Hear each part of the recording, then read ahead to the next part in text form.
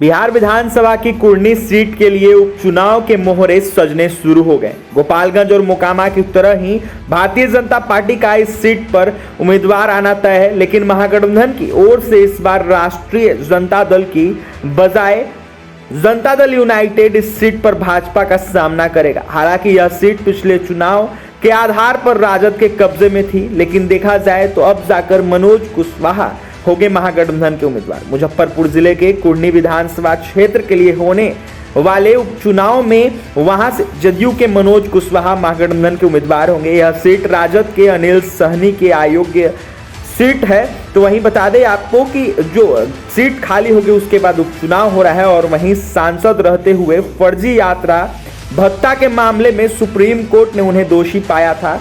वहीं बता दें आपको कि जिसके बाद सीट खाली हो गया और वहीं सदस्यता खत्म कर दी गई। 5 दिसंबर को कुर्नी विधानसभा क्षेत्र के लिए होने वाले उपचुनाव की वोटिंग होनी है, और जिसको देखते हुए बताया जा रहा है कि पूर्व में कि 2 बार कुर्नी से विधायक रह चुके मनोज कुशवाहा इस सीट पर जो है खड़े रहेंगे। तो वहीं मनोज कुशवाहा पूर्व में 2 बार कुर्नी से विधायक रह चुके हैं, मंत्री भी रहे हैं। तो वहीं पूर्व में वह भाजपा के जो केदार गुप्ता को कुर्नी विधानसभा क्षेत्र से हरा चुके हैं। तो वहीं बाद में जब जदयू एनडीए गठबंधन में आ गया तो कुर्नी की सीट भाजपा के खाते में चली गई थी। इसके बाद जदयू ने उन्हें मुजफ्फरपुर के मीनापुर विधानसभा क्षेत्र में जो है उम्मीदवार बनाया था। लेकिन बता दें आपको कि जिसके बाद यह तय हुआ है कि कुर्नी में उपचुनाव होना है, जिसके बाद जो है खड़े होंगे। तो वहीं इस फैसले का भाजपा ने विरोध किया है, और अंततः जो है विरोध के बाद मनोज कुशवाहा ने अपना जो सिंबल है वापस कर दिया था। वहीं मनोज कुशवाहा को इस बात का यकीन था कि उन्हें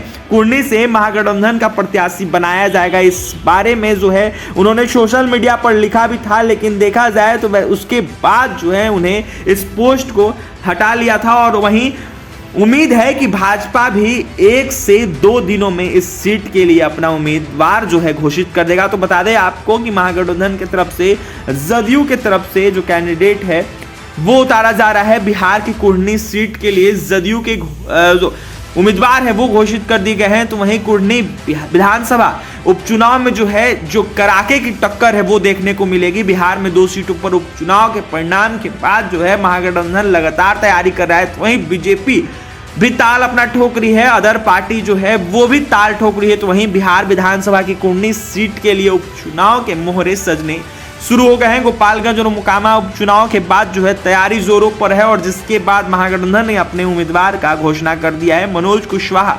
महागठबंधन के उम्मीदवार होंगे। तो वहीं देखा जाए तो बीजेपी ने अभी तक कोई घोषणा नहीं की है। देखने वाली बात यह होगी कि बीजेपी के कौन उम्मीदवार होते हैं। तो फिलहाल इस खबर में इतना ही, और भी तमाम खबरों के लिए NBC 24 के साथ बने रहें। बहुत बहुत धन्यवाद।